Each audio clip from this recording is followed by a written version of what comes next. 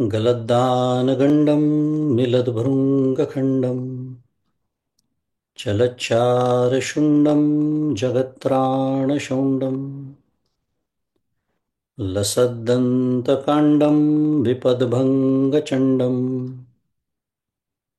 शिवप्रेमपिण्डं भजे वक्रतुण्डम्।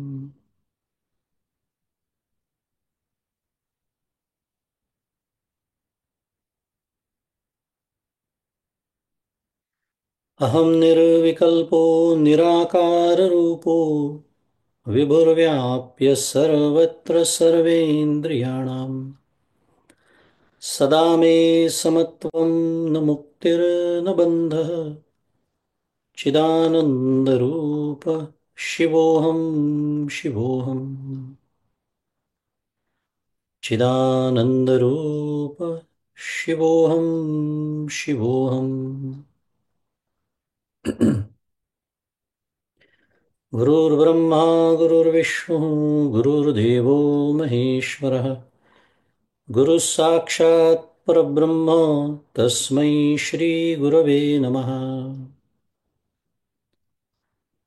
ब्रह्मानन्दं परमसुखदं केवलं ज्ञानमूर्तिं द्वन्द्वातीतं गगनसदृशं तत्त्वमस्यादिलक्ष्यम् एकं नित्यं विमलमचलं सर्वधी साक्षिभूतं भावातीतं त्रिगुणरहितं सद्गुरुं तन्नमामि। श्री सद्गुरुनाथ महाराज की जय। जय जय रघुवीर समर्थ। श्री राम जय राम जय जय राम। श्री राम जय राम जय जय राम। श्री राम जय राम जय जय राम। श्री राम जय राम जय जय राम। श्री राम जय राम जय जय राम। श्री राम जय राम जय जय राम। श्री राम जय राम जय जय राम। श्री राम जय राम जय जय राम। श्री राम जय राम जय जय राम। श्री राम जय राम जय जय राम।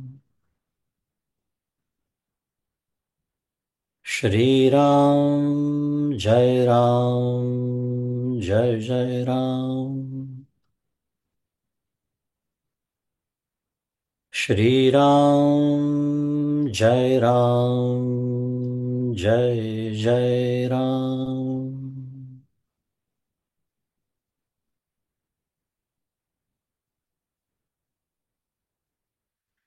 प्रभु श्री रामचंद्र भगवान की जय।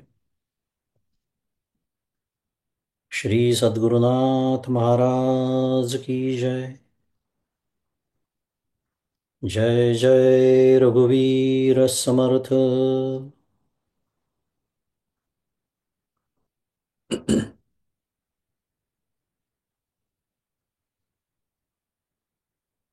सद्गुरु परम पूज्य डॉक्टर श्री कृष्ण दत्तात्रय देशमुख उपाख्य डॉक्टर काका यांच्या श्रीचरणी शिरसाष्टांग वंदन करतो। परमपूज्य मंदादे गंधे यांच्या चरणी शिरसाष्टांग वंदन। आपल्या प्रवचनमालेच्या दुसरे आचार्य पूज्य ज्योत्स्नाताई यांना वंदन। तुम्ही श्रोते जगदीशमूर्ती, तेथे माझी व्युत्पत्ती किती. बुद्धिहीन अल्पमती, सलगी करीतो श्रीराम. तुम्हा सर्वांना सप्रेम अभिवादन.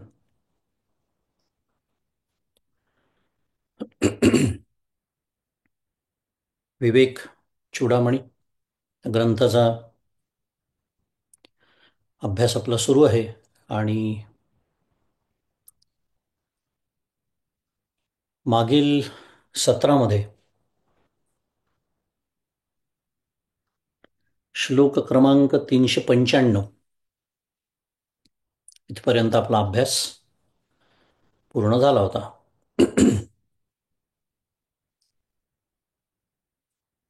आत्मदृष्टी, मागच्याला आपण बोललो होतो की आत्मदृष्टी असं शीर्षक लाभलेल्या किंवा या विषयांतर्गत म्हणूया, हा जो श्लोकांचा एक गट आहे ज्याचा आपण अभ्यास करतो आहे आणि मागे मी एकदा बोलल्याप्रमाणे ध्यान प्रक्रियेचा भाग म्हणून मी म्हणजे एक साधक जो ध्यानाभ्यासाला बसलेला आहे म्हणा, बसतो म्हणा, ध्यानाभ्यास करतो म्हणा, तर ध्यानाभ्यास करत असताना मी जे आत्मचिंतन करावयाचं आहे, करणं अपेक्षित आहे, त्याचं स्वरूप कसं असावं याचं उत्कृष्ट मार्गदर्शन करणारा श्लोकांचा हा गट आहे. कारण बहुतांश म्हणजे 99.99% विशेषतः प्रापंचिक साधकाबद्दल मी बोलतोय, एवढी आपली वैराग्याची, एकाग्रतेची ताकद नसते, सामर्थ्य नसतं की मी जेव्हा ध्यानाभ्यासाला बसतो तेव्हा मांडी घातली, डोळे मिटले की ताबडतोब मी त्या काय म्हणूया ब्रह्मात्मैक्याच्या विचारावरती मी आरूढ होऊ शकेन. 99.99% सन्माननीय अपवाद असतील, त्यांना आपण वंदन करूया. पण आपला विचार 99.99% लोकांसाठी असल्यामुळे मग अशा साधकांनी त्या विचारावरती आरूढ होण्यासाठी, त्या विचारावरती म्हणण्यापेक्षा सुद्धा त्याला आपण आता निश्चय म्हणूया, अहम ब्रह्मास्मी हा बुद्धीचा दृढ निश्चय आहे, त्या निश्चयावर आरूढ होण्यासाठी जे आत्मचिंतन करावयाचं आहे ते अहम ब्रह्मास्मीचं टेक ऑफ करण्यासाठी ज्या रनवेवरून माझं विमान धावायला हवं आहे, धावपट्टीवरून, त्याचं स्वरूप कसं असावं, कसं चिंतन करावं, त्याचं अतिशय उत्कृष्ट मार्गदर्शन या श्लोकांच्या गटामध्ये. आणि यामुळे तुमच्या लक्षात आलं असेल की कुठल्याही श्लोकामध्ये व्यष्टीचा संदर्भ सुटलेला नाही. व्यष्टी म्हणजे जीव, एक व्यक्ती, त्याचा संदर्भ सुटला नाही आहे. कारण मी जेव्हा ध्यानाभ्यासाला बसतो तेव्हा माझ्या संदर्भाने, माझ्या सापेक्षतेनेच मी विचार करणार, नव्हे तिथे बाह्य सृष्टीचा, बाह्य जगताचा तर विचार खरं करायचाच नाही आहे. तो कधीच मागे पडलेला आहे. आता थोडाफार संदर्भ असू शकतो त्याचा, पण त्याचा नाहीच विचार करायचा आहे.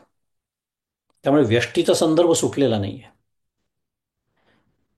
त्यामुळे सातत्याने जीवाला म्हणजे मला अनुभवाला येणारे हे जे अनात्म पदार्थ आहे ते आत्मस्वरूपच कसे आहे हे विविध पद्धतीने सांगणं सुरू आहे.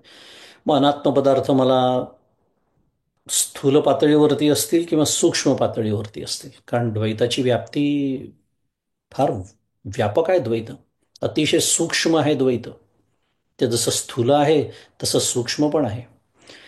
पण ती कितीही सूक्ष्म असलं, माझ्या अंतःकरणातली वृत्ती सांगून टाकतो उदाहरण त्याच्या सूक्ष्मतेचं. सूक्ष्मतेची परमावधी आहे, पण तेही द्वैतच आहे, तेही अनात्मच आहे. पण हे अनात्म सर्व पदार्थ आत्मस्वरूपच कसं आहे हे विविध पद्धतीने सांगणं या श्लोकांच्या गटामध्ये सुरू आहे. की जे आपल्या पुन्हा एकदा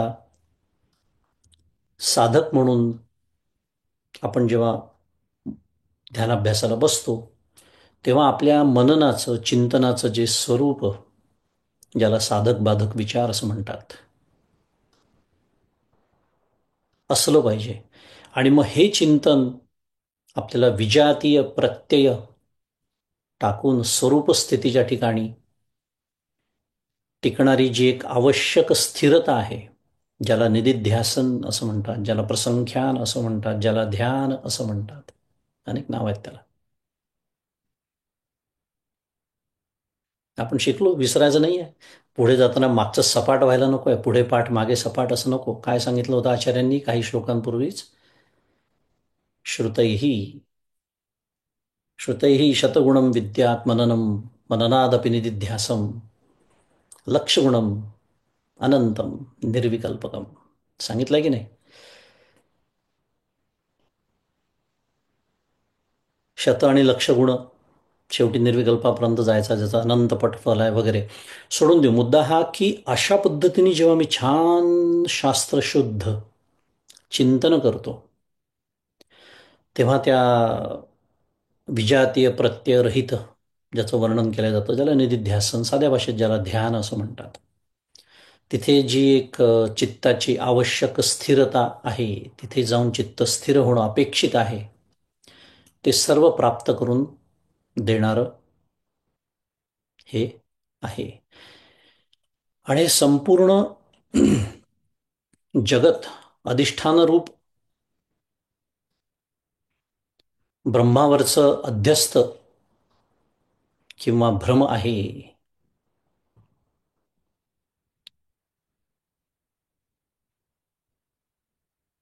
काय म्हणालो मी? अधिष्ठानरूप ब्रह्मावरचं अध्यस्त म्हणजे भ्रम आहे. शब्द खूप महत्वाचे आहे, कारण हाच विषय सुरू आहे आपला. आणि अध्यस्त हे अधिष्ठान रूपच असते. सर्प, पुन्हा एकदा, अध्यस्त म्हणजेच जो भासलेला भ्रम झालेला जो सर्प, हा रज्जूरूपच आहे. आपण बराच विचार केला त्याचा मागच्या वेळेला. आता रज्जू सर्प ठीक आहे, पण म्हणून विधान काय आहे, की हे संपूर्ण जगत, ही संपूर्ण सृष्टी जी माझ्या अनुभवाची आहे, पण ती सुद्धा तितकीच भ्रमात्मक आहे. आणि ती भ्रमात्मक असल्यामुळे, ती भास असल्यामुळे, ती विवर्त असल्यामुळे ती सुद्धा अधिष्ठान रूपच आहे त्या सर्पाप्रमाणे. इथे अधिष्ठान काय आहे? फक्त ब्रह्म. आणि हे प्रत्यक्षात अनुभवास येण्याचं साधन काय आहे? ते अधिष्ठानाचं परिपूर्ण ज्ञान हेच आहे. आणि तेही आपण शिकलो मागच्याला, की अध्यस्थाची निवृत्ती ही अधिष्ठान रूपच असते. साध्या भाषेत अधिष्ठानाचं ज्ञान झालं की भ्रम जातो. अगदी साध्या भाषेमध्ये अध्यस्थाची निवृत्ती होते. मग अधिष्ठानाचं म्हणजे या काय म्हणूया आपल्या आत्ताच्या चालू संदर्भामध्ये ब्रह्माचं ज्ञान झाल्यावर सर्व दिशेस काय आहे? तेच आहे असा अनुभव येतो की नाही? इथलं तर वर्णन आहेच, पण अथर्व शीर्ष आपण म्हणतो त्याच्यामध्ये अवपश्चातात, अवपुरस्तात, अवोत्तरातात वगैरे असं जे वर्णन आहे, ते या सर्व दिशांकडून तू माझं रक्षण कर, अवतुमाम, या दृष्टीचं आहे ते. पण सर्व दिशेने रक्षण तोच करू शकतो जो सर्व दिशेला आहे. हा त्यातला भाव आहे बरं का, आत्ता विषय नाही आपला तो. पण जो सर्व दिशेला आहे, सर्वत्र आहे, जे सर्वत्र सदा सम, सर्व दिशेला तोच व्यापून आहे. कशाप्रमाणे? तर लाटा आहे, फेस आहे, बुडबुडे आहे, भोवरे आहे, इत्यादी सर्व गोष्टींमध्ये हे सर्व म्हणजे फक्त पाणीच. कलश घटकुंभ इत्यादी म्हणजे सर्व म्हणजे माती. अगदी त्याप्रमाणे सर्व सृष्टी ब्रह्मरूपच आहे. आणि छांदोग्य उपनिषदामध्ये श्री गुरु सनत कुमारांनी यो वै भूमा तत्सुखम नाल्पे सुखम असती, इत्यादी. भूमा याचा अर्थ ब्रह्मतत्व. ब्रह्मतत्वाचं वर्णन केल्यावर त्यांचे सत्शिष्य म्हणजे नारदांनी त्याचं लक्षण जेव्हा विचारलं, जेव्हा जिज्ञासा व्यक्त केली, तेव्हा श्रीगुरूंनी भूमाचं स्वरूप म्हणजे ब्रह्मज्ञानाचं स्वरूप प्रतिपादन करायला काय केलं? सुरुवात केली. आणि यत्र नान्यत पश्यती नान्यत शृणोती नान्यत द्विजानाति स भूमा, असं छांदोग्य उपनिषद आपल्याला सांगतं. ही श्रुती तेथे येते ज्या अर्थाची की जो आपला अभ्यास सुरू आहे. यत्र नान्यत पश्यती, काय भावार्थ आहे? की ज्या ब्रह्मतत्वामध्ये त्या तत्वाव्यतिरिक्त अन्य कोणी द्रष्टा किंवा इतर कुठलं दृश्य म्हणूया किंवा द्रष्टव्य त्या विषयाला इंद्रियांच्या द्वारे न तो बघतो न तो ऐकतो, असा जो ज्ञानरूप भूमा म्हणजे ब्रह्म, ते तू आहेस. आणि याचा सारांश काय आहे की ज्ञेय रूपाने ज्ञाताच असल्यामुळे ज्ञाता व ज्ञेय असा भेदच नाही. कारण आपला विषय काय सुरू आहे? सर्व सृष्टी जर ब्रह्मरूप आहे, जी मी जाणतो जीवरूपाने वेगळं राहून, ती सर्व सृष्टी जर ब्रह्मरूप असेल तर याचा अर्थ ती ज्ञेय आणि ज्ञाता याच्यात काही फरक राहिला का? नाही. यत्र नान्यत पश्यती नान्यत शृणोती, हे ती श्रुती आपल्याला सांगते. असा सगळा विचार आपण केला. नेहमीच्या पद्धतीप्रमाणे धावती उजळणी आपण केली. आणि आजच्या अभ्यासासाठी आपल्यासमोर पुढचा श्लोक आहे. श्लोक क्रमांक 396. मी वाचतो.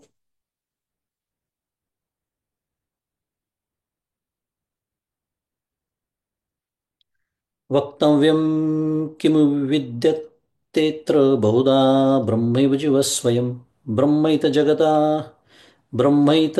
जगदादतं नु सकलं ब्रह्माद्वितीयं श्रुतेः ब्रह्मैवाहमिति प्रबुद्धमतयः सन्त्यक्तबाह्यः स्फुटं ब्रह्मीभूय वसन्ति संततचिदानंदात्मनैव ध्रुवम्. असा 396 क्रमांकाचा श्लोक. वक्तव्यम किमु विद्यतेत्र, काय त्याचा पदच्छेद दिलेला आहे? वक्तव्यम किमु विद्यते अत्र बहुधा ब्रह्म एव जीवः स्वयं ब्रह्म एतत् जगत आततं नु सकलं ब्रह्म अद्वितीयं श्रुतिः. आणि ब्रह्म एव अहम इति प्रबुद्धमतयः संत्यक्तबाह्या स्फुटं ब्रह्मीभूय वसन्ति संत तच्चिदात्मना एतत् ध्रुवम, असा या श्लोकाचा अर्थ इथे दिलेला आहे. काय म्हणतात आहे की या म्हणजे काय? जीवब्रह्माच्या भेदसंबंधात हा आपला चालू संदर्भ आहे अभ्यासाचा. जीवब्रह्माच्या भेदसंबंधामध्ये फार काय बोलावयाचे आहे? कारण जीव स्वतः ब्रह्मच आहे. जीवो ब्रह्मैव नापरा. जीव स्वतः ब्रह्मच आहे आणि हे विस्तीर्ण संपूर्ण जगही ब्रह्मच आहे. आणि त्यामुळे स्वाभाविकच खरं काय आहे? ब्रह्म काय आहे? अद्वितीय आहे असे श्रुती म्हणते. श्रुती सांगते की नाही? कारण जर संपूर्ण सृष्टी जर ब्रह्मच असेल तर ब्रह्म एकमेव द्वितीय आहे, हा साधा निष्कर्ष आहे. त्याचा साधा निष्कर्ष आहे. ब्रह्म अद्वितीय असं श्रुती म्हणते व मी ब्रह्मच आहे, जीव नाही, अशी निश्चित बोधयुक्त ज्यांची मती आहे ते गृहदारादी बाह्य विषयांचा त्याग करून व ब्रह्मस्वरूप होऊन नित्यानंद चिदात्मस्वरूपाने निसंशय वास करितात, हे खरे आहे.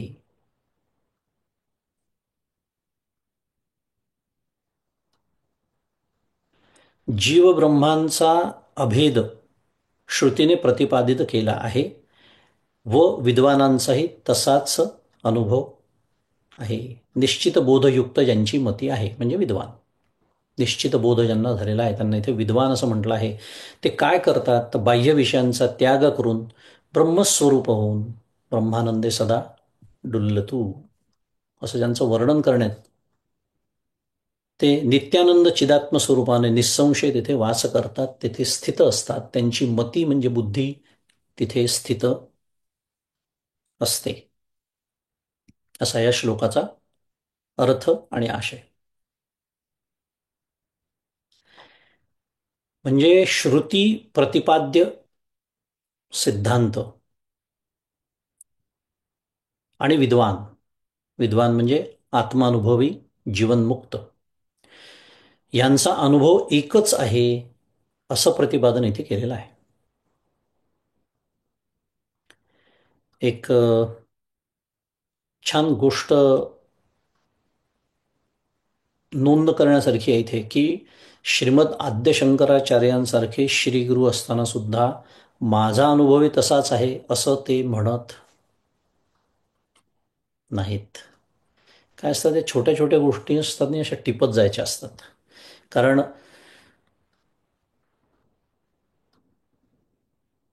आचार्य असं म्हणत नाहीत, माऊली असं काही म्हणत नाहीत, आणि मी जर असं काही म्हणत असेन तर रामकृष्ण हरी पुढे बोलण्याची आवश्यकता नाही. याला म्हणतात शुद्ध मराठीत रीडिंग बिटवीन द लाईन्स. असा विद्वानांचा अनुभव आहे असं आचार्य म्हणतात. आणि जीव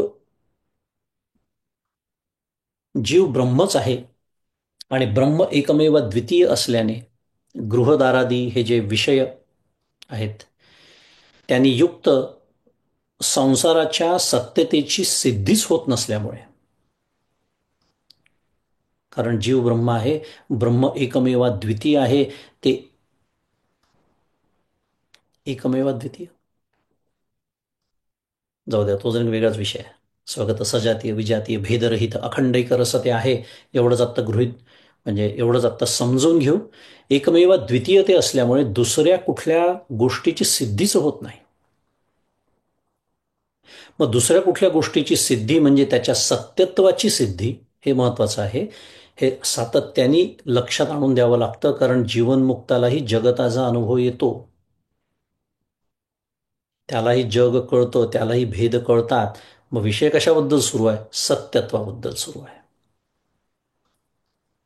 ब्रह्म जर एकमेवा द्वितीय आहे हे सत्य आहे, तर दुसऱ्या कुठल्याच वस्तूच्या म्हणजे जगताच्या म्हणजे सृष्टीच्या सत्यत्वाची सिद्धी होत नाही. म्हणून त्या जगतातले जे विषय गृहदारादी हे जे सर्व बाह्य विषय त्यांचा त्याग करून, चिंतन सोडून, त्याग करून, पुन्हा एकेका शब्दाचा अर्थ समजून घ्यायचा आपल्याला. कारण विशेषतः आपण तर काय म्हणूया प्रापंचिक सगळेजण असल्यामुळे आधीच तर वैराग्य, त्याग असे शब्द ऐकले की त्यातला व आणि इकडला त मिळून वैताग नावाचा शब्द माझ्या अंतःकरणात तरी निर्माण होतो. काय झाली सुरू यांची गाडी, वैराग्य. मला काय वाटतं, याचा शास्त्र विचार करत नाही ना. पण या महात्म्याच्या बाबतीत तो बाह्य विषयांचा त्याग आपोआपच कसा होतो हे सांगणं सुरू आहे बरं का. हे सिद्धाचं लक्षण म्हणून सांगणं सुरू आहे की तो त्याचं चिंतनच सोडून देतो, कारण मी ब्रह्म आहे आणि ब्रह्मच एकमेवा द्वितीय आहे. ही सर्व सृष्टी ब्रह्मरूपच आहे, हे अध्यस्त अधिष्ठान रूपच आहे. असा अनुभव जेव्हा तो घेतो तेव्हा तो, इथले शब्द वापरायचे झाले तर, नित्यानंद चिदात्म स्वरूपाने ब्रह्मस्वरूप होऊनच राहतो.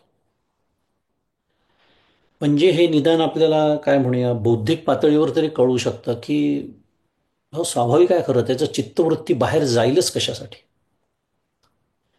चित्तवृत्ती त्याचीच बाहेर जाते ज्याला, आहेत ना आता आली यादी पुन्हा सगळी, पाच भ्रांती सगळ्या सत्य वाटतात, जगत सत्य वाटतं, मी करता आहे भोगता आहे असं वाटतं, विषय सुख सत्य वाटतं इत्यादी.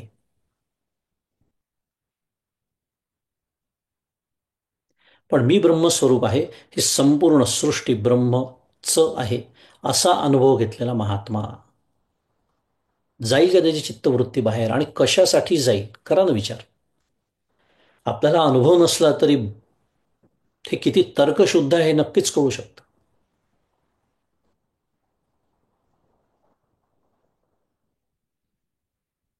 मग भक्तीच्या प्रांतामध्ये तुकाराम महाराज वर्णन करतात, भक्त ऐसे जाणा जे देही उदास, गेले आशा पाश निवारुनी. विषय तो त्यांचा झाला नारायण, न आवडे जन धन माता पिता. हे कसं होऊ शकतं? त्याच्यासाठी हा अभंग सांगितला तुकाराम महाराजांचा. भक्तीच्या प्रांतातलं वर्णन आहे. आणि ते भक्त याचा अर्थ काय? विभक्त नव्हे तो. विभक्त नव्हे तो भक्त. कारण भक्त तर मी पण स्वतःला म्हणवतो. तो भक्त नव्हे, विभक्त नव्हे तो भक्त. आणि इथली भाषा वापरायची झाली तर विद्वान. भक्त म्हणजे विद्वान. कोणत्या लक्षणांनी ओळखावा? तर जो देहाविषयी काय आहे? अनासक्त आहे, आशापाशातून मुक्त झालेला आहे. नारायण हाच त्याचा विषय झालेला आहे. आणि म्हणून मग त्याला आप्त, इष्ट, धन, माता, पिता इत्यादींची आसक्ती नाही. नावड याचा अर्थ पुन्हा ते सांगायचा आहे. याचा अर्थ आपल्या कर्तव्यापासून विनमुख व्हायला शिकवत नाही. आता प्रत्येक ठिकाणी सावधतेनेच बोलावं लागतं. याची आसक्ती त्याला नाही, त्याच्यात तो रमत नाही, असा त्याचा अर्थ आहे.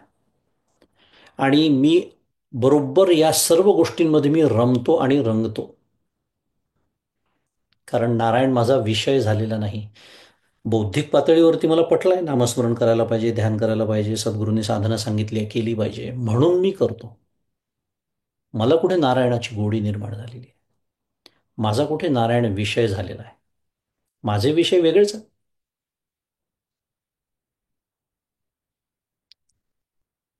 हे याच्यातून आपल्याला शिकायचं आहे. हे जे नेहमीच सिद्धाचं जे लक्षण ते साधकाचं काय असतं? साधन असतं.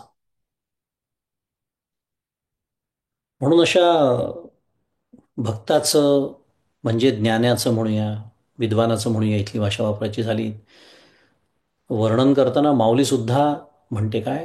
हे समस्त हे श्री वासुदेव, ऐसा प्रतिती रसाचा ओतला भाव, म्हणून भक्ता माझी राव आणि ज्ञानी या तोची. अप्रतिम ओवी आहे.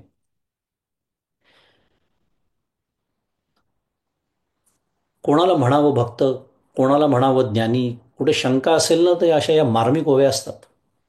हे समस्त ही श्री वासुदेव, हे सर्व विश्व वासुदेवच आहे, असा ज्याच्या अंतःकरणातलं काय आहे? माऊली म्हणते अनुभवरूपी रसाचा ओतलेला भाव आहे.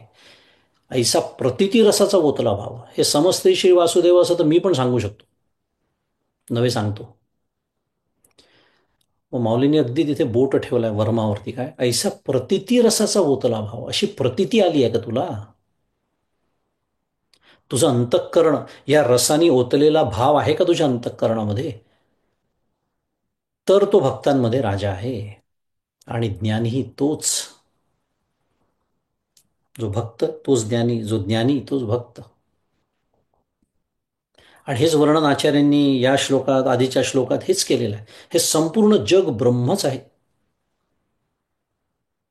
हे समस्त श्री वासुदेव.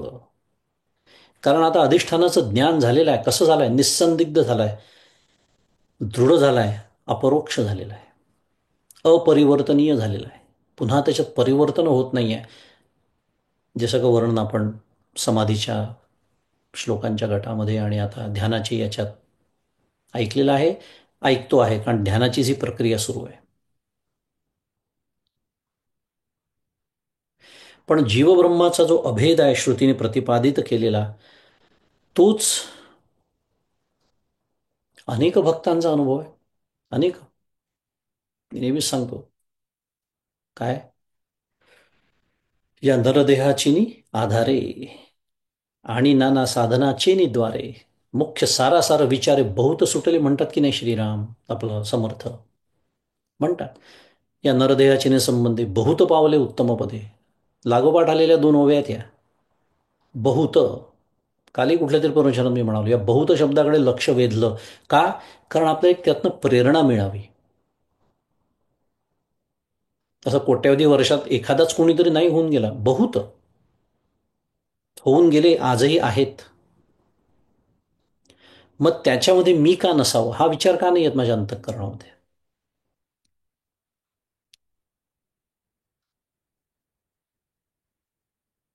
हा, ही प्रेरणा मिळावी यासाठी या सगळ्या ओव्या खूप महत्वाच्या असतात. की होऊ शकतं, असं जर असेल तर तसं निश्चित होऊ शकतं.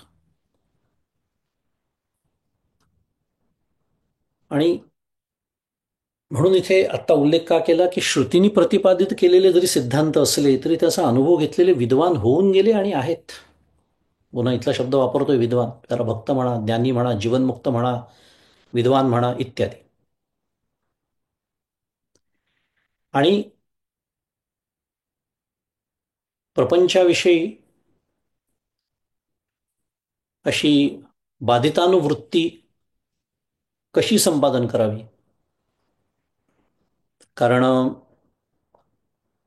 हे जे हा जो श्लोक आपल्यासमोर आत्ता होता, 396 क्रमांकाचा, त्याच्यामध्ये मी जसं म्हणालो की ते सिद्धाचं लक्षण म्हणून ते सगळं वर्णन आलेलं आहे.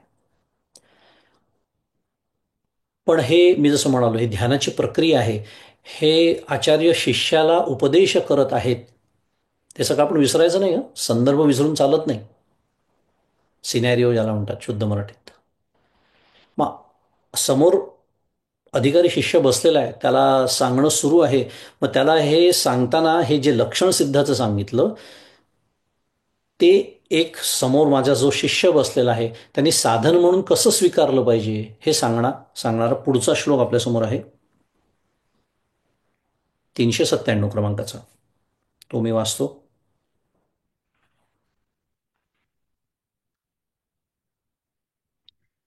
जहि मलमय कोशेऽहं धियोत्थापिताशां प्रसभ मनिलकल्पे लिङ्गदेहेऽपि पश्चात् निगम गदितकीर्तिं नित्यमानन्दमूर्तिं स्वयमिति परिचीय ब्रह्मरूपेण तिष्ठ. असा हा 397 क्रमांकाचा श्लोक. जही मलमय कोशे अहम धिया उत्थापिताशां प्रसभम अनिलकल्पे लिंगदेहे अपि पश्चात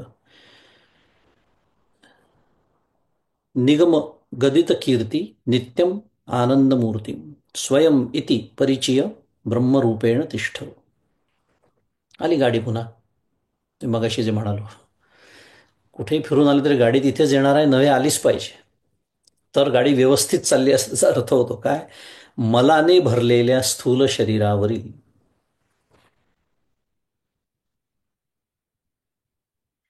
मलाने भरलेल्या स्थूल शरीरावरील अहमबुद्धीने उत्पन्न केलेल्या आत्मत्वाभिमानाला नष्ट कर. उत्थापिताशाम हा जो शब्द आहे ना, आशाम त्यातलं उत्थापित आशाम असा त्याचा अजून एक पदच्छेद आपल्याला करता येईल. मलाने भरलेल्या मलमय कोशे असले काही शब्द आले की असं वाटतं विवेक चुडामणीच वाचायला नको. कारण इतकं माझं या देहावरती प्रेम आहे, इतका मला हा प्रिय आहे, इतकं त्याच्याशी आसक्ती आहे की तो आहे म्हणून मी आहे असा माझा दृढ विश्वास आहे. इतकं मी त्याला सजवतो, नटवतो, मिरवतो, त्याच्याच संदर्भाने विचार करतो. आणि इकडे विवेक चुडामणी उघडावं तर हे मलमय कोशे वर्णन करतात, मलानी भरलेल्या. माझी परिस्थिती सांगतोय. विवेक चुडामणी वाचायलाच नको असं वाटतं. विवेक चुडामणी एक ग्रंथ मी उदाहरण म्हणून घेतला. अशा कुठल्याही आध्यात्मिक ग्रंथ तुम्ही उघडला तर संत असंच वर्णन करतात. का?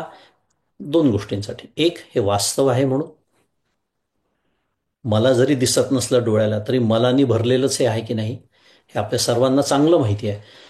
त्यामुळे वास्तव जर त्यांनी आपल्याला सांगितलं तर काय हरकत आहे. आणि दुसरी, माझी जी आसक्ती आहे देहावरची, त्याच्यातून मी थोडं बाहेर पडावं, असे दोन उद्देश त्याच्यामध्ये आहेत. त्यामुळे मलाने भरलेल्या स्थूल शरीरावरील अहमबुद्धीने, इथे अहमबुद्धीने वेगळी का काढली, ती अहम धिया का म्हटलं? कारण शरीर जसं असायचं तसं असू दे, पण ते मी आहे, इथेच तर गडबड आहे सगळी. म्हणून अहम धिया. आणि या अहमबुद्धीने उत्पन्न केलेल्या आत्मत्वाभिमानाला नष्ट कर आणि नंतर वायूसारख्या अतिचपल क्षणभंगूर लिंगदेहावरील सुद्धा, म्हणजे मलानी भरलेल्या म्हटल्यामुळे काय झालं, स्थूल देहाचं वर्णन झालं. मग लिंगदेहाचं काय, म्हणजे सूक्ष्म देहाचं काय, नाही तर त्याचे सुद्धा म्हणून वेगळा उल्लेख केला. लिंगदेहे पिप लिंगदेहे अपि पश्चात, लिंगदेहे अपि, देहे सप्तमी विभक्ती आहे, की त्या लिंगदेहावरील सुद्धा आशा काय कर, बलात्काराने नष्ट कर.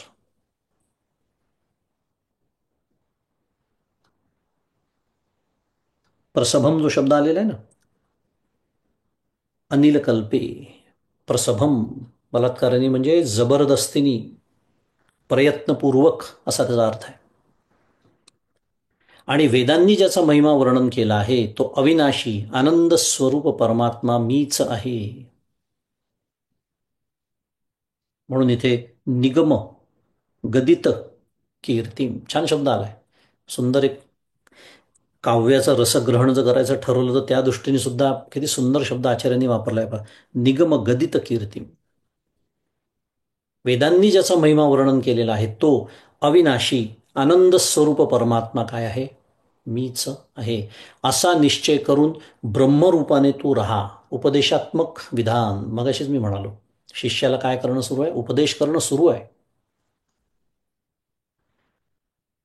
मग काय उपदेश आहे या श्लोकामध्ये, तर स्थूल व लिंग देहावरील आत्मत्वाभिमान नाहीसा करून स्वरूप निश्चयाच्या योगाने निश्चल निर्विकार स्थितीने राहण्याविषयी शिष्यास उपदेश केलेला आहे. निश्चल निर्विकार स्थितीने जर राहायचं असेल तर हा आत्मत्वाभिमान सोडणं अत्यंत आवश्यक आहे. कारण तोच आपल्या चित्तामध्ये विक्षेप नावाचा दोष निर्माण करतो, आपलं चित्त, आपलं अंतःकरण अस्थिर करतो. कारण जगत सत्यत्वाचं म्हणा, कर्तृत्व भोक्तृत्वाचं म्हणा, भेद सत्यत्वाचं म्हणा, विषय सुखात, विषयात सुख आहे हा जो भ्रम आहे, ह्या ज्या सर्व गोष्टी माझ्या आयुष्यामध्ये धुमाकूळ घालत असतात एक साधक म्हणून, इत्यादी सर्वांचं जे मूळ आहे ना, ते सर्व मूळ खरं देह सत्यत्व हेच आहे. कल्पना करा ना, देह सत्यत्व याचा अर्थ देह मी आहे, इथून सुरुवात होते. आणि म्हणून मग मला मी करता आहे असं वाटतं, म्हणून मी भोगता आहे असं वाटतं, म्हणून मला जग सत्य वाटतं, म्हणून मला जग भोग्य वाटतं, विषय सुख सत्य वाटतात, भेद सत्य वाटतात, इत्यादी इत्यादी इत्यादी. कल्पना करू शकतो आपण की याचं मूळ काय आहे, तर मूळ त्याचं काय आहे, मी देह आहे, देह सत्यत्व, देहात्मभाव, देहासक्ती, अनेक नावं त्याला आहेत. आणि तीच त्यागण्याचा उपदेश आचार्य या श्लोकामध्ये करीत आहेत. मूले कुठारा म्हणजे काय, हा जो न्याय नेहमी सांगण्यात येतो, मूले कुठारा, मुळावर घाव घालायचा. देहाभिमान, मग तो स्थूल देहाचा असू द्या किंवा मी अत्यंत हुशार आहे, एकच उदाहरण घेऊया, असं लिंग देहाचा अभिमान असू द्या, तो गेल्याशिवाय विषय चिंतन थांबणे कदापि शक्य नाही.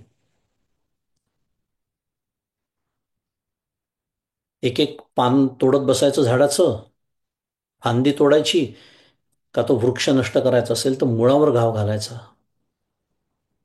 हा विचार आपण करणं भाग आहे.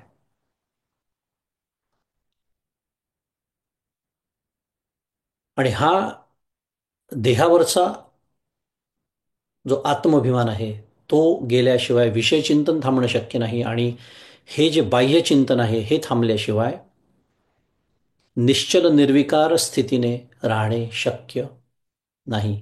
आणि हा आपल्या सर्वांचा अनुभव आहे. आपण जेव्हा साधनेला बसतो, नामस्मरणाला बसतो, ध्यानाला बसतो, जे कुठलं साधन आपल्याला सद्गुरूंनी दिलं असेल ते करत असताना माझं अंतःकरण बाहेर सर्व जगभर फिरत असतं, हा अनुभव आहे की नाही.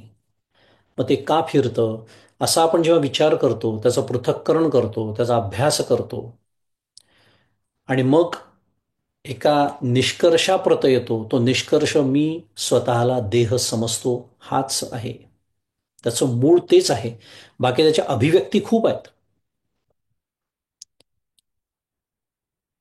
आता फलाची आसक्ती, आचार्यांनी भाष्यामध्ये फार सुंदर त्याचं मार्मिक मार्गदर्शन केलेलं आहे. आत्ता तो आपला विषय नाही, पण मला आत्ता एवढंच त्याचा पैलू वापरून घ्यायचा आहे की फलाची आसक्ती माझ्या नामाच्या आड येते, ध्यानाच्या आड येते.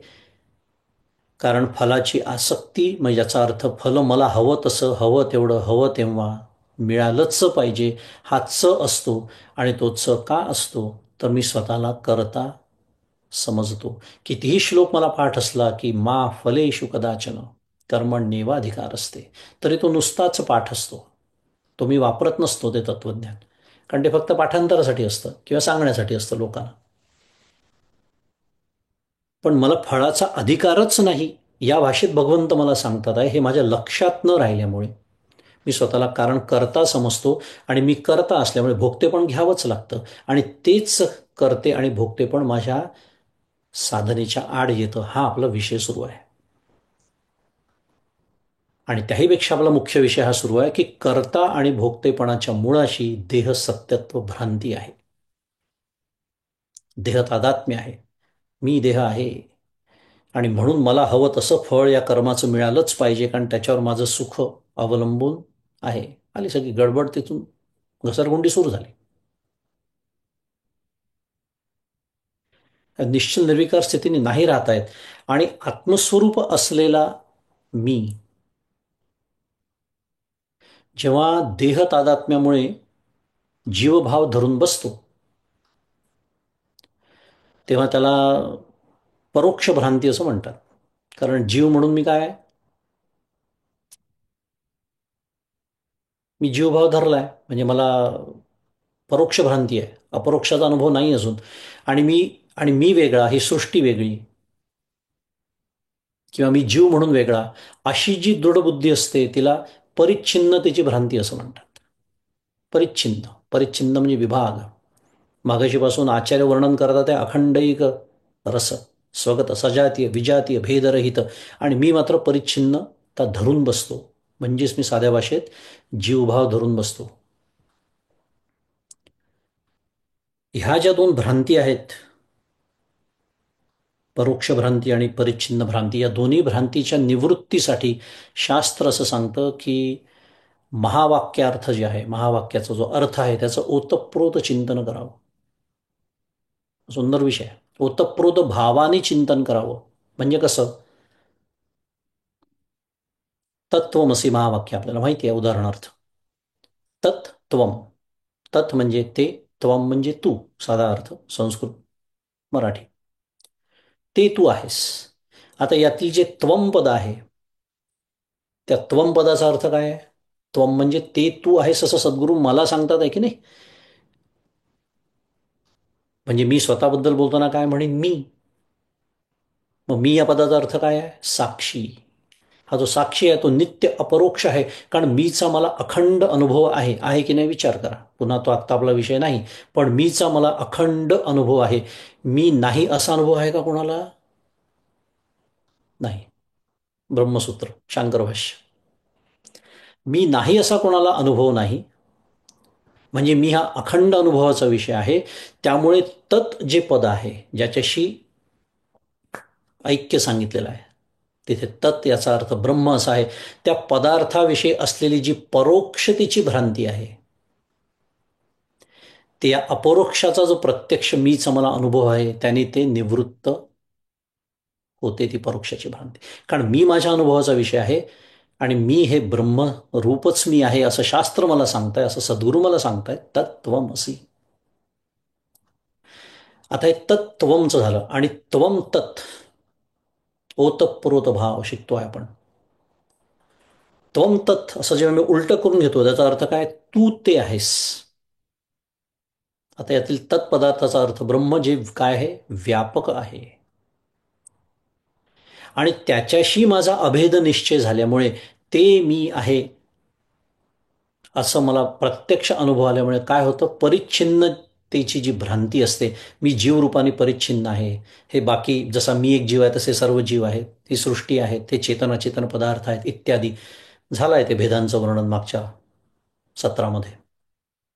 ही जी परिच्छिन्नता आहे, ती जी भ्रांती आहे जीवरूपाने असलेली, त्याची निवृत्ती होते. आणि म्हणून महावाक्यांचं ओतप्रोत भावाने चिंतन करायला सांगितलेलं आहे शास्त्राने.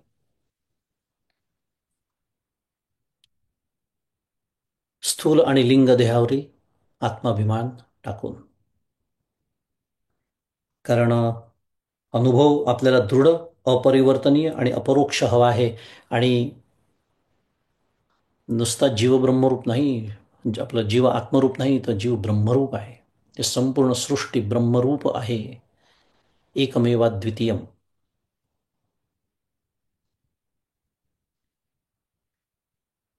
ओतप्रोत भावाने चिंतन करायचं. आणि असा देहाभिमान जर आपण सोडला नाही किंवा सोडला तर काय प्राप्त होतं, असं श्रुती सांगते.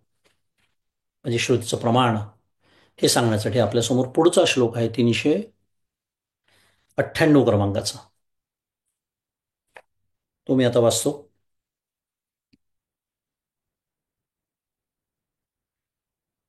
शवाकारं यावद् भजति मनुजस्तावदशुचिः परेभ्य स्यात् क्लेशो जननमरण व्याधि निलयः यदात्मानं शुद्धं कलयति शिवाकारमचलं तदा तेभ्यो मुक्तो भवति ही तदा श्रुतिरपी. श्रुतीचं प्रमाण 398 क्रमांकाचा श्लोक. शवाकारम. आता मगाशी तर मलमय कोश म्हटलं होतं. आचार्यांचं तेवढं समाधान झालं नाही. माझ्यासारखे पण त्यांच्या विचाराचा भाग असल्यामुळे त्यांच्या लक्षात आलं असेल की मलमय कोश म्हणून सुद्धा हा सावध होणार नाही. म्हणून आता या श्लोकामध्ये काय म्हणतात आहे, माझ्या देहाला शवाकारम तेवढंच म्हणायचं राहिलं होतं आता. पण पुन्हा संत काय सांगतात आहे, वस्तुस्थिती सांगतात आहेत. शवाकारम यावद् भजति मनुजः तावद् अशुचिः परेभ्यः स्यात् क्लेशः जनन मरण व्याधि निलयः यदा आत्मानं शुद्धं कलयति शिवाकारम अचलं तदा तेभ्यः मुक्तः भवति ही तद आह श्रुती अपि. म्हणजे मनुष्य जोपर्यंत प्रेतरूप देहावर अहमबुद्धीने आसक्ती ठेवित आहे. काय म्हटलं, मगाशीच म्हणावं की मगाशी मलमय कोश म्हणून समाधान नाही झालं. प्रेतरूप, प्रेतरूप देहावर अहमबुद्धीने आसक्ती ठेवित आहे तोपर्यंत, जोपर्यंत मी हे करतो तोपर्यंत काय होतं, अपवित्र आणि निष्पाप न झालेलाच म्हणजे मी. काय होतं त्याला, तर जन्म जरा मृत्यू रोग यांचं बिऱ्हाड जे आहे, आणि ज्याला शत्रू पुत्र मित्र इत्यादी पर म्हणजे त्याच्यापासून दुसरे यांच्यापासून दुःख प्राप्त होतं. आणि जेव्हा तो स्वतःला पापरहित परमानंद रूप व निर्विकार असे जाणतो, तेव्हाच तो त्या जन्मक्लेशांपासून मुक्त होतो. आणि श्रुती देखील तेच देहाभिमान्याला मृत्यू व देहाभिमानरहित पुरुषाला अमृतत्व सांगते. आता प्रश्न माझ्यासमोर हाच आहे, हा श्लोक तर झाला, अर्थ वाचला, अर्थ न कळण्यासारखं याच्यात काहीही नाही. अगदी सरळ सरळ आहे, मराठीत दिलेला अर्थ आहे, संस्कृत नसेल कळत तर. प्रश्न असा आहे की मी स्वतःला जर पारमार्थिक समजत असेल, म्हणजे यातनं मला काय शिकायचं आहे. मी स्वतःला जर पारमार्थिक समजत असेल आणि माझा देहाभिमान, माझी देहासक्ती, माझं देहावरचं प्रेम हे 5 वर्षापूर्वी 10 वर्षापूर्वी जसं होतं तसंच आजही आहे, अशी जर अवस्था असेल तर मला वाटतं निर्णय देऊन ठेवला इथे शुद्ध मराठीत ब्लॅक अँड व्हाईटमध्ये.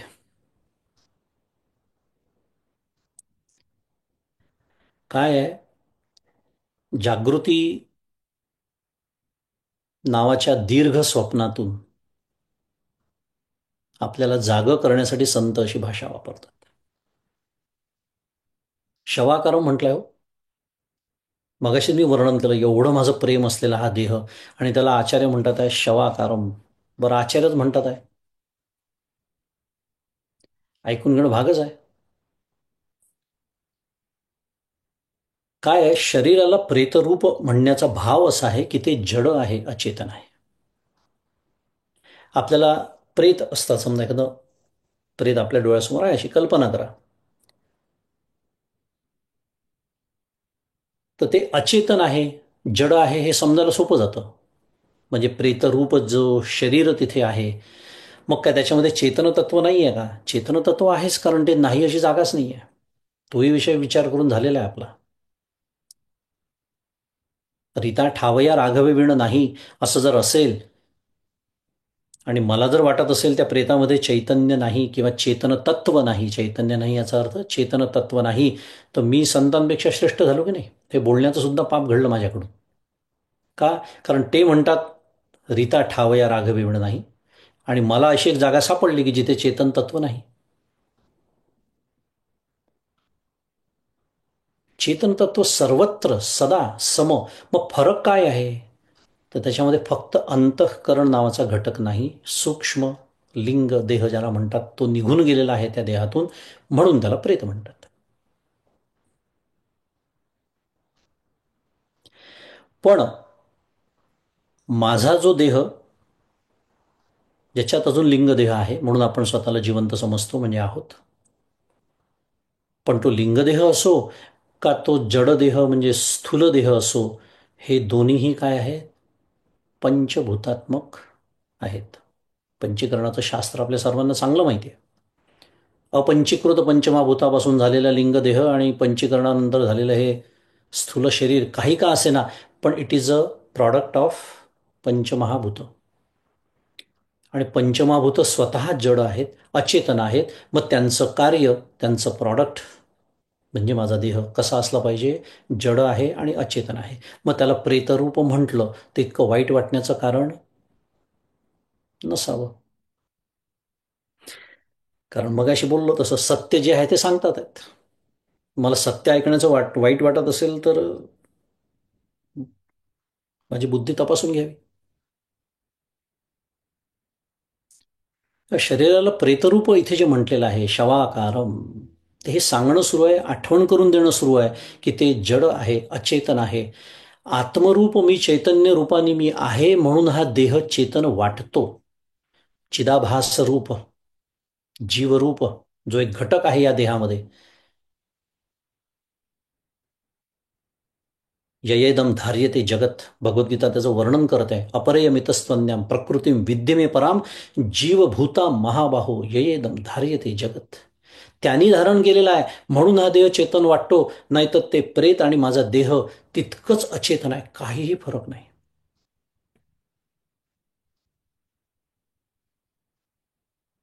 आणि असं अपरोक्ष ज्ञान ज्याला होतं, त्याचा स्वतःच्या शरीरासंबंधी काय असतो? प्रेतरूप भाव असतो. ते देह खोळ ऐसे मानोनी, ठेले आपण पे आपणची होऊनी, जैसे मठ गगना भरुनी गगनची असे, माऊली म्हणते. काय प्रारब्धानी देहाचं जे व्हायचं ते होतंय, देह चालतोय. ज्याला परमपूज्य मंदाताई त्याचं साधनेत रूपांतर करताना प्रारब्धाला देह ओढू द्यावा असं म्हणतात, ढकलू नये. ते या दृष्टी देह सुरू राहील, प्रारब्धानी देह प्रारब्धाप्रमाणे सुरू राहील. ज्या दिवशी प्रारब्ध संपेल त्या दिवशी देह पडेल. त्या महात्म्याला आता काहीही फरक पडत नाही, कारण त्यांनी हे निश्चित जाणलेलं आहे की अरे मी आहे म्हणून हा देह आहे, आणि माझा अनुभव काय आहे? देह आहे म्हणून मी आहे. उलटं झालंय सगळं. म्हणून ज्याला अपरोक्ष ज्ञान होतं त्याचा शरीरासंबंधी स्वतःच्या प्रेतरूप भाव असतो. संत श्रेष्ठ तुकाराम महाराज अगदी हेच आपल्याला त्यांच्या अभंगात सांगतात. झाला प्रेत रूप शरीराचा भाव, लक्षिला ठाव स्मशानींचा. फार सुंदर अभंग आहे तुकाराम महाराजांचा. झाला प्रेतरूप शरीराचा भाव, अनुभव सांगतात आहे. लक्षेला ठाव स्मशानींचा, रडती रात्रंदिवस काम क्रोध माया, म्हणती हाय हाय यमधर्म. फार सुंदर वर्णन केलं आहे. आपण ज्याला म्हणतो रूपकात्मक लक्षण आहे, वर्णन आहे. वैराग्याच्या शेण्या लागली शरीरा, ज्ञानाग्नी लागला ब्रह्म. ब्रह्मत्वेसी फिरविला घट, फोडिला चरणी, महावाक्य ध्वनी बोंब झाली. काय म्हणतात तुकाराम महाराज? फिरविला घट, फोडिला चरणी, महावाक्य ध्वनी बोंब झाली. दिली तिळांजळी कुळ नामरूपासी, शरीर ज्याचे त्यासी अर समर्पिले. तुका म्हणे रक्षा झाली आपोआप, उजळला दीप गुरुकृपेचा. एवढा मोठा अभंग आहे तो. पण काय म्हणतात तुकाराम महाराज की ज्ञानाने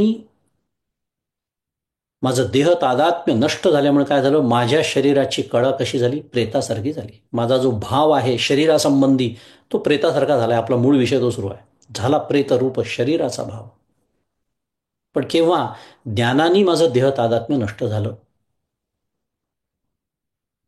देहासक्ती माझी दग्ध झाल्यामुळे काय झालं, महास्मशान, लक्षेला ठाव स्मशानींचा आहे. ते स्मशान, महास्मशान याचा अर्थ ब्रह्म असा आहे. महास्मशान म्हणजे जे ब्रह्म, त्याच्या स्वरूपाच्या ठिकाणी काय झालंय, माझं ध्यान लागलेलं आहे. लक्षेला ठाव. मग आता कोणीतरी मेलं की कोणीतरी रडत असतं. मग इथे कोण रडतात? काम क्रोधादी विकार आणि त्यांची माय म्हणजे अविद्या हे निराधार झाले आता. कारण देहात्मभाव गेला. कोणाच्या आधाराने जगायचं त्यांनी? ते देहाच्या आधाराने जगत असतात. मगाशीच आपण बोललो. ते निराधार झाले, ते रडायला लागलेत. आणि वैराग्याच्या गोवऱ्या शरीराला लागल्यामुळे काय झालं, मी ब्रह्म आहे या ज्ञानाग्नीनी पेट घेतलेला आहे. आणि या शरीररूपी प्रेताभोवती संसाराचा घट फोडलेला आहे. काय म्हणतात ते महाराज? म्हणालो ना, रूपकात्मक वर्णन आहे. संसाराचा घट फिरवला आणि तो देवाच्या पायाजवळ फोडला. तेव्हा काय झालं, महावाक्यरूपी ध्वनीची बोंब झाली आणि कुळ नाम रूपांना तिलांजली माझ्या मी दिली. शरीर ज्याचे त्यासी समर्पिले, म्हणजे मगाशी मी जसं बोललो, शरीर प्रारब्धाच्या काय केलं, स्वाधीन केलं. आता प्रारब्धाने त्या देहाचं जे व्हायचं ते होईल. ते जेवढं टिकायचं तेवढं टिकेल. जेव्हा जायचं तेव्हा जाईल. प्रारब्धाच्या स्वाधीन करून गुरुकृपेचा ज्ञानदीप उजळल्यानंतर काय झालं, तर देह आणि संसाराची बाधरूप रक्षा उरली. तुका म्हणे रक्षा झाली आपोआप, उजळला दीप गुरुकृपा. काय सुंदर वर्णन केलं का तुकाराम महाराजांनी. बाधरूप रक्षा फारच म्हणजे अप्रतिम पैलू आहेत या अभंगाचा विचार केला तर. कारण मगाशी मी म्हणालो की जीवनमुक्तला सुद्धा जगताचा अनुभव येतो, भेद कळतात, गोंधळ उडाला असता व्यवहारात. पण फरक काय आहे मग, मी जगाकडे बघतो आणि जीवनमुक्त जगाकडे बघतो, याच्यामध्ये त्यांनी जगताचा बाध केलेला आहे. बाध याचा अर्थ दृढ मिथ्यात्व निश्चय अशी व्याख्या आहे बाधाची. कारण एकदा मीच हे सर्व आहे हे कळल्यानंतर जे भेद दिसतात आहे ते सत्य नाही, म्हणजे भेदांचा बाध झालाय. हे जगत सत्य नाही, जगताचा बाध झालाय. मी करता नाही, कारण मी कोण आहे, निष्कर्मम ब्रह्म. व्याख्या आहे ब्रह्म तत्वाची. निष्कर्मम ब्रह्म, जे काहीच करत नाही ते ब्रह्म. आणि मी ब्रह्म आहे असा अनुभव घेतला आहे. मग मी करता असा भाव राहील का? साधा विचार आहे, नाही राहणार. कर्तेपणाचा, भोगतेपणाचा बाध झालेला आहे. आणि ही बाधरूपी रक्षा शिल्लक आहे, कारण अजून प्रारब्ध शिल्लक आहे. म्हणून मी म्हणालो, खूप सुंदर अप्रतिम असा त्याचा भाव आहे. त्या अभंगाचा हा पैलू आहे की तुका म्हणे रक्षा झाली आपोआप, कधी उजळला दीप गुरुकृपेचा. हा तो गुरुकृपेचा खरा क्षण आहे. ह्याला म्हणतात खरी गुरुकृपा. असो, तर हे सगळं वर्णन आचार्यांनी आपल्यासमोर ठेवलं आहे. शवाकारम या एका शब्दावरनं हा अभंग आठवला. 398 क्रमांकाच्या श्लोकाचा आपला अभ्यास पूर्ण झालेला आहे. आणि आज आपली वेळ झालेली आहे, तर आपण इथे थांबूया आणि हे चिंतन सद्गुरूंच्या चरणी अर्पण करू. श्री सद्गुरुनाथ महाराज की जय. जय जय रघुवीर समर्थ.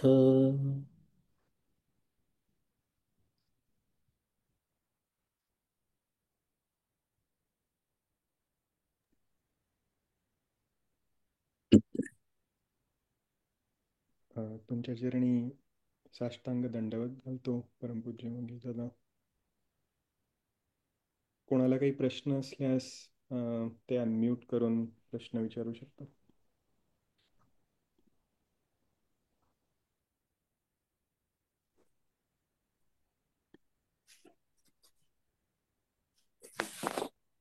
मंगेशजी, पुन्हा मलाच प्रश्न आहे. अम, आता माझ्या असं मला वाटतं की माझ्या लक्षात आलं आहे की जगत मिथ्या म्हणजे जगत आणि देह त्यांनी अ, ते दोन्ही एकाच तऱ्हेने मिथ्या आहेत ना.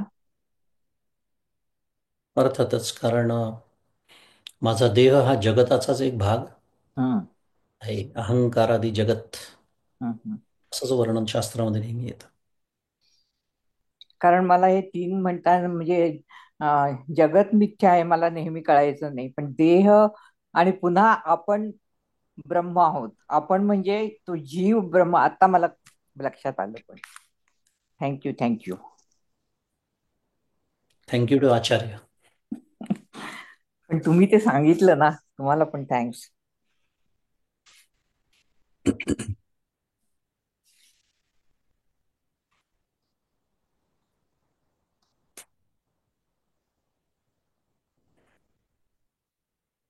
इतकी आपल्या देहाची निर्भत्सना झालेली आहे की कोणाला काही बोलावंसं वाटत नाही बहुतेक. तर आपण थांबूया मग आता. ठीक देह तादात्म्याची निर्भत्सनामुळे. ठीक आहे. मी श्लोक शेवट कोणाला काही बोलायचं आहे का? नाही, जस्ट लक्षात आलं ते तो श्लोक जो शवरूप पासून शिवरूप पर्यंत जायचो. हम्म. फारच बरोबर.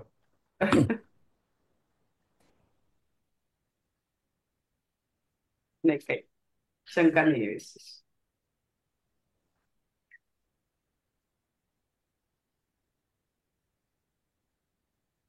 थांबूया मग. तू काय श्लोक म्हणतोयस मिहीर? मी शेवटचा श्लोक म्हणतो आणि मग थांबूया.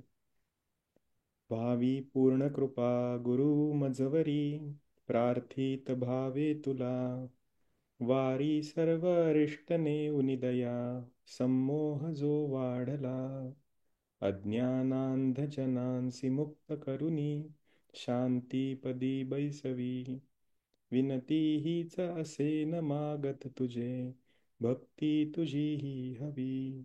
श्री सद्गुरुनाथ महाराज की जय. जय श्रीराम. जय श्रीराम.